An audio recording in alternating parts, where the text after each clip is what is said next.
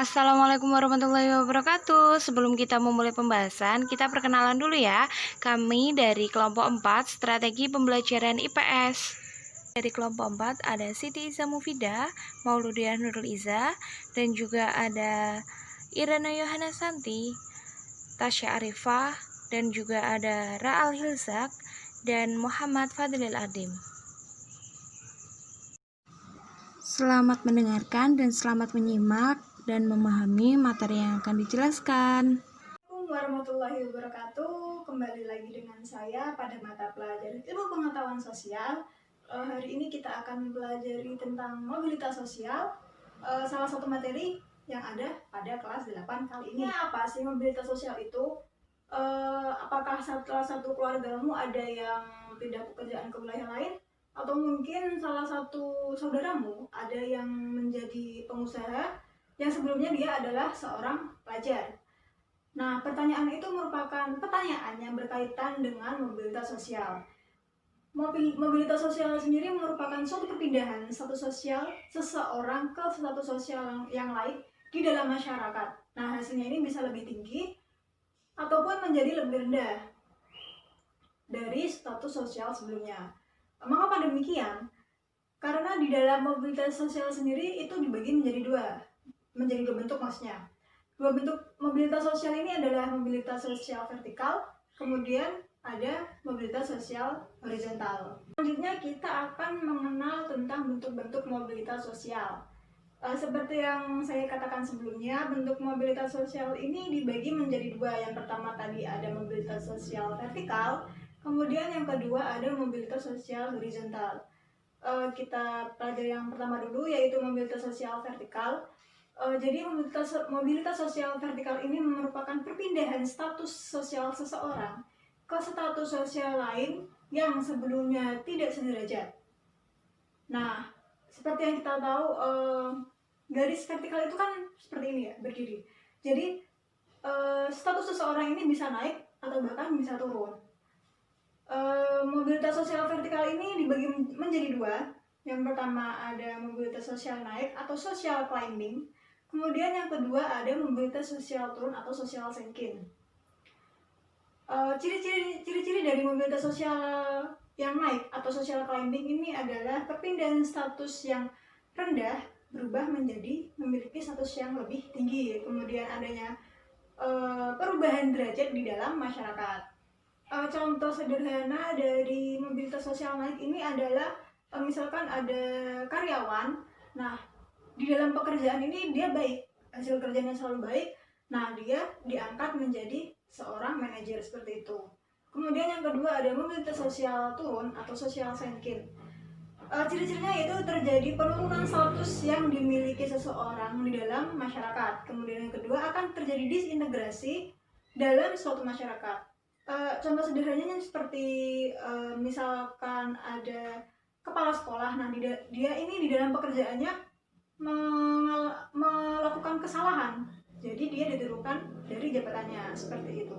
Untuk mobilitas sosial yang kedua adalah mobilitas sosial horizontal. Pengertian dari mobilitas sosial horizontal adalah perpindahan status sosial yang tidak akan mengubah derajat sosialnya dan tetap sejajar seperti awalnya. Nah, seperti yang kita tahu, garis horizontal kan seperti ini ya.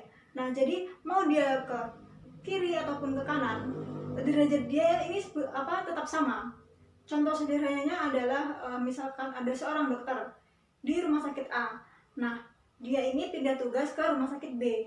Nah, di dalam masyarakat di sekitar rumah sakit B ini dia akan tetap menjadi dokter seperti sebelumnya. Jadi derajat dia tetap sama seperti awalnya, seperti itu. Setelah kita mengetahui bentuk dari mobilitas sosial, selanjutnya kita akan mempelajari tentang faktor pendorong dan faktor penghambat dari mobilitas sosial. Kita ke faktor pendorong mobilitas sosial dulu. Jadi faktor pendorong mobilitas sosial ini ada beberapa. Yang pertama ada struktural, kemudian individu, yang ketiga ada ekonomi, selanjutnya ada politik, dan terakhir ada kependudukan. Kita akan bahas satu persatu.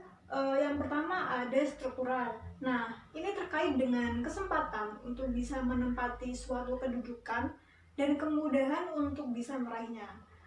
di Indonesia sendiri struktur masyarakatnya ini masih sangat terbuka. Jadi kesempatan untuk bisa menempati jabatan yang tinggi seperti manajer atau bahkan presiden masih sangat besar. Kemudian yang kedua, individu. Faktor ini berkaitan dengan kualitas individu yang bisa dilihat dari sikap, pengetahuan, dan keterampilannya. Ilustrasi mudahnya seperti manusia itu kan dilahirkan dengan status sosial yang dimiliki oleh orang tuanya. Nah, ketika seseorang ini merasa tidak puas dengan status sosial yang diwariskan, ia bisa berusaha untuk mencapai status sosial yang ia inginkan. Namun, perlu diingat, secara umum ia juga harus memiliki kualitas di dalam dirinya. Faktor selanjutnya adalah faktor ekonomi. Apabila status ekonomi masyarakat cenderung baik, maka mobilitas sosial dapat terwujud. Kondisi ekonomi yang baik di sini akan membuat masyarakat dengan mudah untuk memperoleh modal, pendidikan, ataupun yang lainnya. Sedangkan sebaliknya, ketika kondisi ekonomi buruk, kemudian pendapatannya juga terbatas, akhirnya sulit untuk memenuhi kebutuhan dan dampaknya mobilitas sosial ini tidak bisa terjadi. Faktor selanjutnya ada faktor politik. Nah, untuk faktor ini tergantung pada situasi politik negara. Keadaan yang tidak stabil akan berpengaruh pada kondisi keamanannya. Karena seperti ini, ketika kondisi negara aman, roda pembangunan istilahnya ini bisa berjalan dengan lancar, kemudian ketersediaan dan mudahnya dalam bekerja juga baik. Nah, sehingga masyarakat juga bisa melakukan mobilitas sosial. Kita masuk pada faktor yang terakhir, yaitu kependudukan. Faktor kependudukan ini kita angkat dari masalah terkait dengan kependudukan. Menurut BPS atau Badan Pusat Statistik, jumlah penduduk Indonesia hampir bertambah setiap waktunya.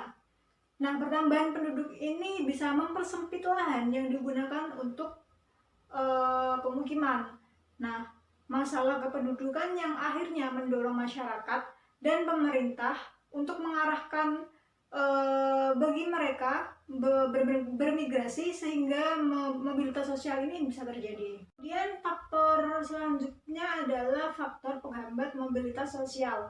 Yang pertama ada kemiskinan, kemudian diskriminasi, dan yang terakhir ada perbedaan jenis kelamin. Kemiskinan ini menjadi faktor penghambat karena ketika seseorang ini pendidikannya kurang atau tidak mendapatkan pendidikan yang lebih tinggi karena faktor biaya, ini bisa menghambat mobilitas sosialnya. Kemudian diskriminasi atau membedakan satu sama lain dengan alasan agama atau ras, selain bisa menimbulkan konflik, juga bisa menghambat proses mobilitas sosial. Dan yang terakhir adalah perbedaan jenis kelamin. Biasanya di sini adalah anggapan bahwa perempuan itu tidak perlu berpendidikan tinggi karena nanti yang bekerja adalah suami. Nah, anggapan seperti ini bisa menghambat perempuan, mungkin dari hal prestasi atau yang lainnya, sehingga mobilitas sosial ini juga pasti terhambat. Selanjutnya kita akan membahas tentang saluran mobilitas sosial. Saluran mobilitas sosial ini ada 3. Yang pertama ada pendidikan, kemudian organisasi politik, dan yang terakhir ada organisasi profesi.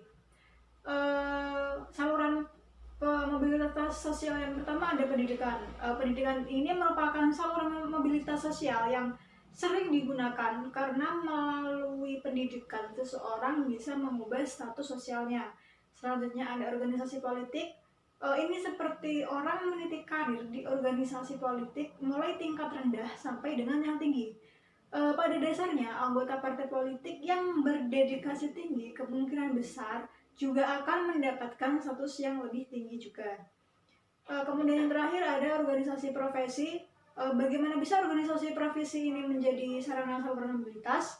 Ini karena organisasi profesi adalah himpunan orang dengan profesi sama sehingga bisa lebih kompak di dalam profesinya. Ketika kita berbicara tentang suatu peristiwa, pasti akan ada dampak yang ditimbulkan. Sama halnya dengan peristiwa tersebut, mobilitas sosial juga ada dampak yang ditimbulkan. Nah, dampak ini ada yang positif, juga ada yang negatif. Dampak positifnya adalah memotivasi seseorang untuk lebih maju, Kemudian yang kedua, mempercepat tingkat perubahan sosial. Dan yang ketiga adalah meningkatkan integrasi sosial. Kemudian dampak negatifnya adalah terjadi konflik sosial, berkurangnya solidaritas kelompok, dan yang terakhir adalah timbulnya gangguan psikologis. Itu tadi adalah penjelasan tentang materi mobilitas sosial. Setelah video ini akan ada satu pertanyaan dan kalian harus menjawabnya di kolom komentar, sekaligus itu sebagai absen untuk hari ini. Silakan ditulis nama, kemudian nomor absen, beserta jawabannya. Saya akhiri materi pada hari ini. Terima kasih. Selamat jaga kesehatan. Wassalamualaikum warahmatullahi wabarakatuh. Bagaimana materi penjelasan dari Ibu Guru yang telah dijelaskan? Apakah sudah paham dan sudah jelas?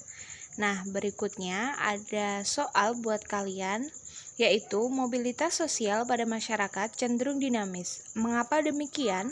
Uraikan menurut pendapat kalian. Sertakan jawaban serta nama, absen, dan kelas pada kolom komentar ya. Semangat mengerjakan, jangan lupa jaga kesehatan selalu.